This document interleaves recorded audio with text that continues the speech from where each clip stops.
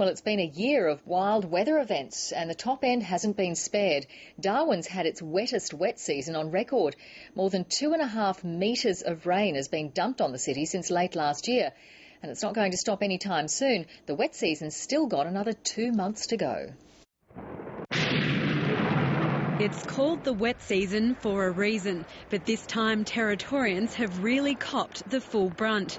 Cyclone Carlos lashed Darwin in February. 850 millimetres of rain fell in a week, bulging rivers, flooding houses and cutting roads.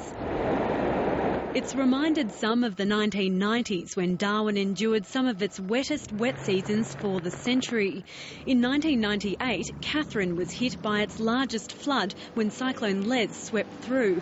And that same year, Darwin broke all records, receiving just under 2.5 metres of rain. But that milestone has already tumbled and there's still 2 more months of rain to go. We were expecting a wet season this year, but not expecting a record like we're seeing now. The Weather Bureau says Darwin has been tracking well above average this wet season thanks to a strong La Nina. There's a lot of excited weather boffins around Australia looking at this rainfall record that's being broken. But lots of rain attracts millions of tiny pests. Overflowing septic tanks have become ideal breeding grounds for mozzies. Instead of, say, 5 or 10 per square metre, you could have 1 million per square metre.